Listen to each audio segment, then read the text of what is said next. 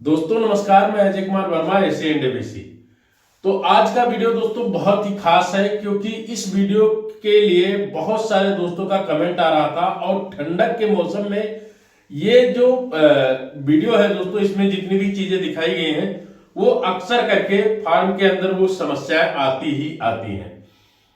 तो broiler farming में होता क्या है दोस्तों, मैं आज के वीडियो में आप लोगों को बताता हूं कि अगर किसान कुछ चीजें नहीं जानता है और उसने वही गलती कर दी तो उसके फार्म में बीमारी का आना निश्चित है। जैसे मान लीजिए कि अगर आपको पता नहीं है, पता ना होने के कारण से ही आपके यहां जर्दी की समस्या आती है और एसाइटिस की समस्या आती है, कॉक्सी की समस्या आती है।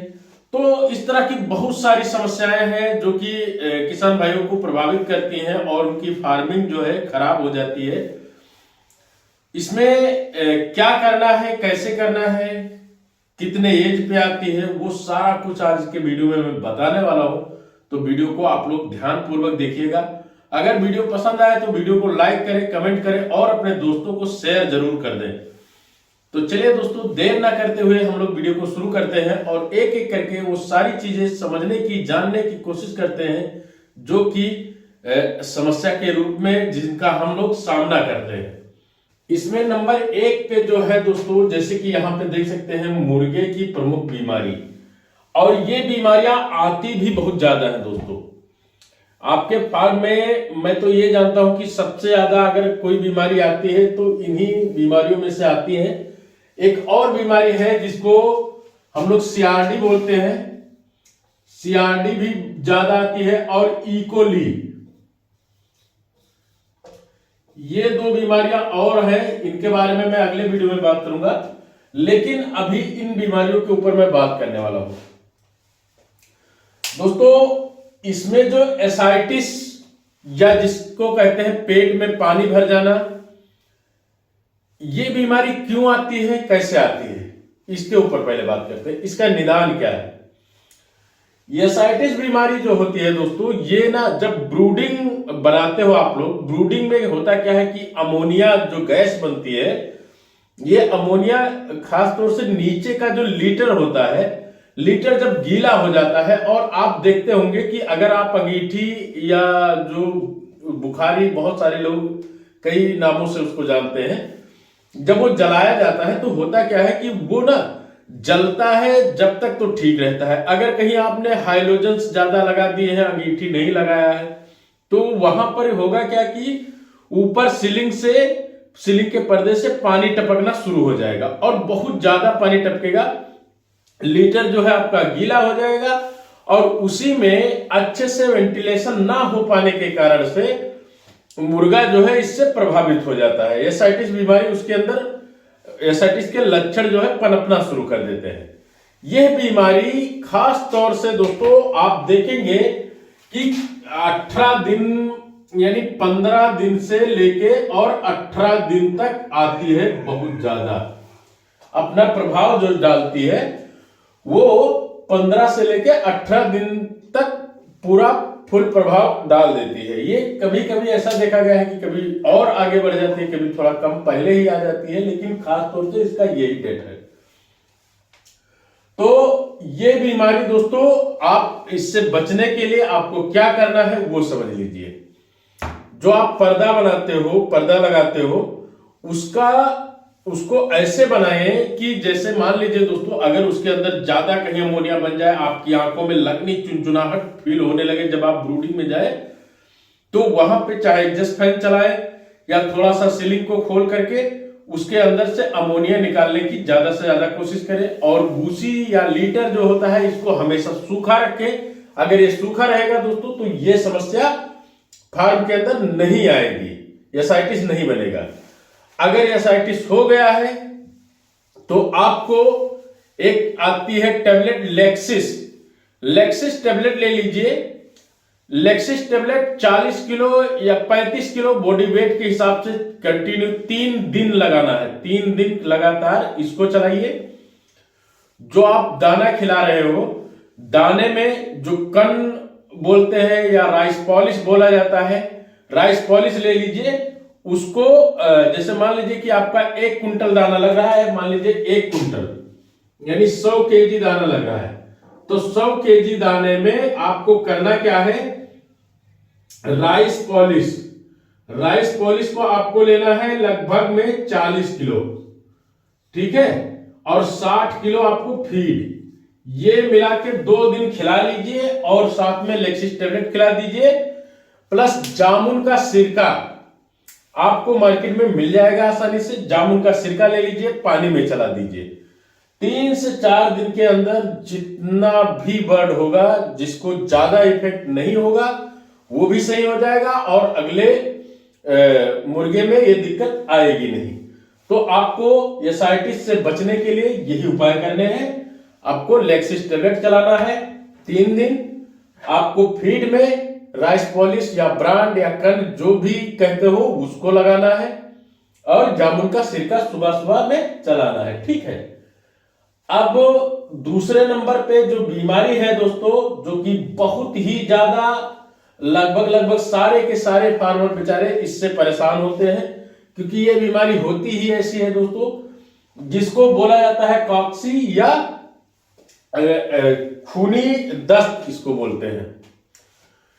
इसमें आप देखते होंगे जिसके फार्म के अंदर कॉक्सी अगर आ जाती है, कॉक्सी ने अपना एंट्री कर लिया है, तो होता क्या है दोस्तों कि इसमें ना बर्ड आपका फेदराइज हो जाएगा, यानी पूरा चारों तरफ एकदम बड़े बड़े से बाल करके खड़ा रहेगा और आगे को औंधा टाइप से रहेगा, औंधा एकदम, पानी दबा के पिएगा।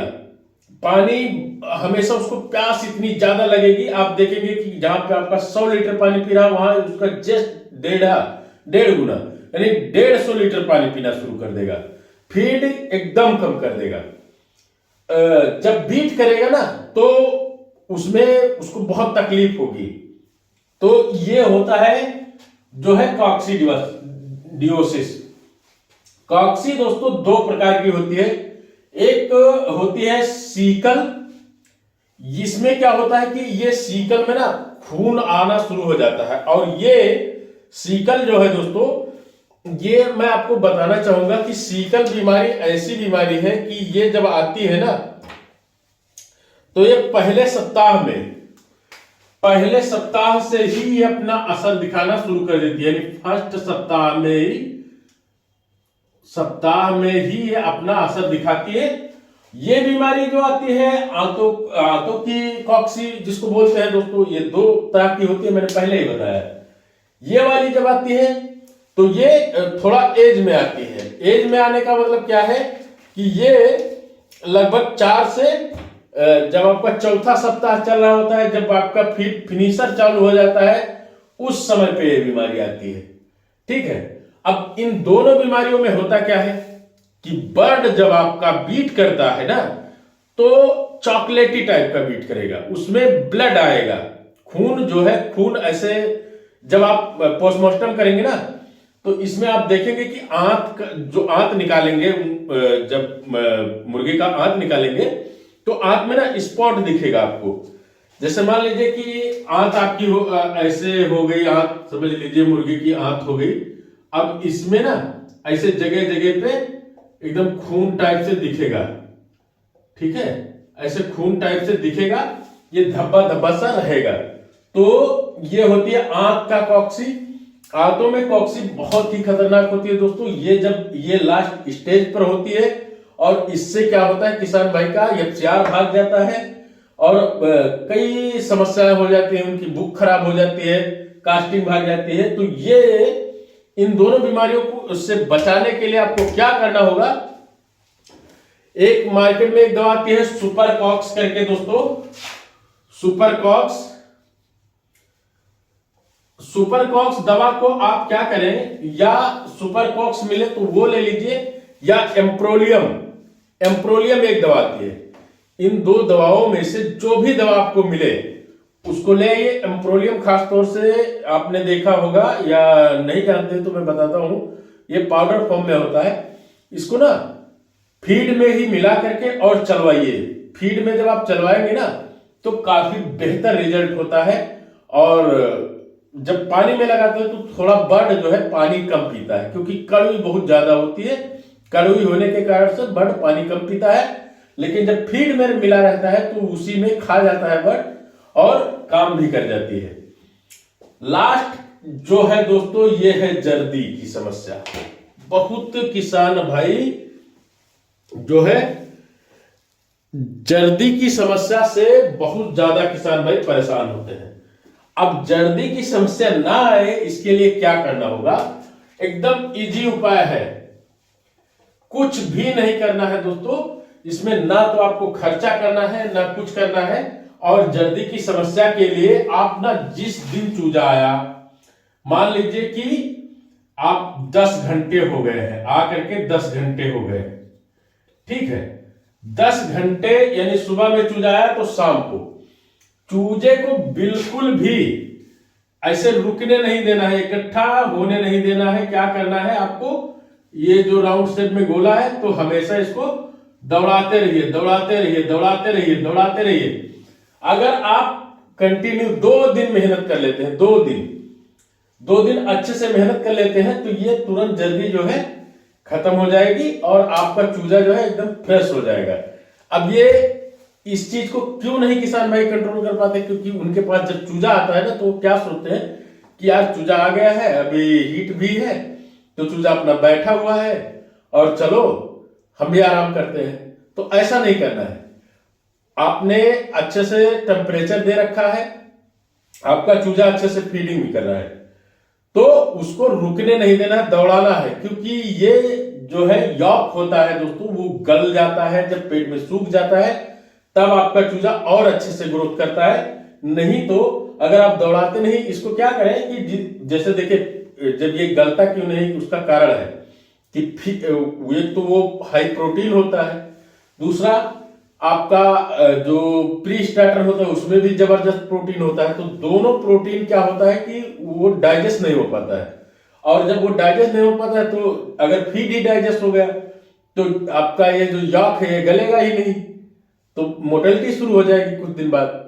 तो इसीलिए इसको 2-3 दिन दौड़ा दीजिए, समस्या हल हो जाएगी, जर्दी की समस्या खत्म हो जाएगी। इसके बाद में दोस्तों अगर ये फिर भी नहीं जा रही है तो आपको आपके यहां मार्केट में एक 15 रुपए का सिरप मिलता है जिसको कहते हैं सेप्ट्रान सिरप। आपने सेप्ट्रान टैबलेट को बहुत सुना होगा, सेप्ट्रान सिरप आता है।